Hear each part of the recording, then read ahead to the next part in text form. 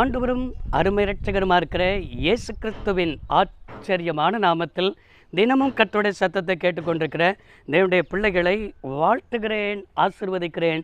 நீங்கள் ஆசீர்வதிக்கப்பட்டவர்கள். எந்த நாளிலும் கூட எனக்கு அருமையான தேவனுடைய பிள்ளைகளே, நீங்கள் ஆண்டவரால் அழைக்கப்பட்டவர்கள், ஆண்டவரால் முன்குறிக்கப்பட்டவர்கள். உங்களுக்கு எல்லாமே கர்த்தர் ஆயத்தப்படுத்தியிருக்கிறார் என்பதை விளங்கி கொள்ளணும். உங்களுடைய வாழ்க்கையில் வருகிற எல்லாமே தற்செயலாக நடக்கலை. இது ஏதோ தற்செயலாக நடக்கணும் நீங்கள் நினைக்கிறீங்க.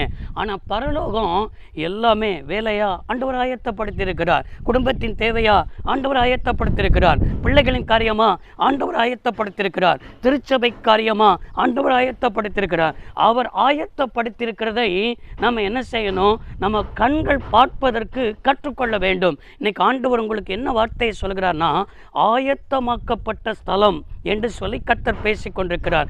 என்ன ஆயத்தமாக்கப்பட்ட ஸ்தலம்? இயேசு கிறிஸ்துவிடத்தில் சீசர்கள் வந்து கேட்கிறார்கள், ஆண்டவரே பஸ்காவை அனுசரிக்க வேண்டும், ஆனால் நமக்கு இடம் எங்கே இருக்குது, எந்த இடத்த போய் ஆயத்தப்படுத்த என்று சொல்லி சீசர்கள் இயேசுவிடத்தில் கேட்கும்போது இயேசு அருமையாக சொல்கிறார், நீங்கள் ஒரு கிராமத்துக்கு போங்க.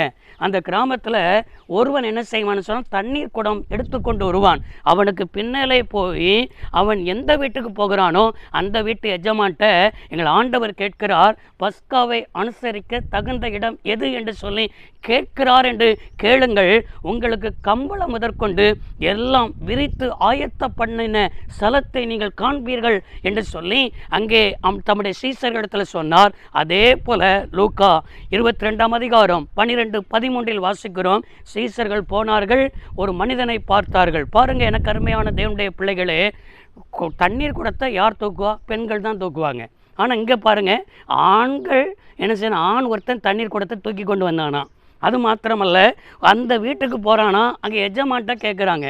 அவன் என்ன செய்ய சொன்னால் எந்த வீடுன்னு சொல்லலை, எந்த மனுஷன்னு சொல்லலை, எஜமானுடைய பேரையும் சொல்லலை, எதையுமே ஆண்டவர் சொல்லலை. பின்னால் போ, என் ஆண்டவர் கேட்கிறார் என்று சொல்லி என்ன சொல்? கம்பளம் முதற்கொண்டு விரித்து ஆயத்தமாக்கப்பட்ட மேல் ஸ்தலத்தை காட்டுவான் என்று சொன்னார். போனார்கள். அதே லூக்கா 22:13 வாசிக்கிறோம். என்ன வாசிக்கிறோம் என்றால், கர்த்தர் சொன்னபடியே கண்டு அந்த இடத்தில் என்ன செய்தார்கள்? பஸ்காவை அனுசரிப்பதற்காக ஸ்தலத்தை ஆயத்தப்படுத்தினார்கள் என்பதை நம்ம பார்க்க முடிகிறது. கர்த்தர் சொன்ன வார்த்தையின்படி நம்ம குடும்பமா எந்த ஒரு காரியமாக இருந்தாலும் கர்த்தருடைய வார்த்தையின்படி நம்ம செய்வோம் என்றால் எல்லாமே ஆயத்தமாக்கப்படும். இன்னைக்கு வார்த்தையை விட்டு நம்ம ஓடுகிறதுனால தான் தடை. பிள்ளைகளுக்கு திருமண தடை, வேலையில் தடை, அது மாத்திரமல்ல நம்முடைய வாழ்க்கையில் கற்பத்தின் கனியில் தடை, அது மாத்திரமல்ல எல்லா காரியத்திலும் தடை தடை தடை. ஏன்? ஆயத்தமாக்கப்பட்டிருக்கிறதை உன் கண் காணாமல் இருக்கிறதே. வசனத்தின்படி வாழாமல் இருக்கிறாயே, வார்த்தையின்படி வாழாமல் இருக்கிறாயே, வார்த்தைக்கு ஒப்பு கொடுக்காமல் இருக்கிறாயே. சீசர்கள் ஆண்டவருடைய வார்த்தைக்கு கீழ்ப்படிந்து போனார்கள், ஆயத்தம் பண்ணின ஸ்தலத்தை கண்டார்கள். வார்த்தைக்கு கீழ்ப்படிந்து முன்னேறுங்கள், ஆயத்தம் பண்ணின ஸ்தலத்தை நீங்கள் காண்பீர்கள்.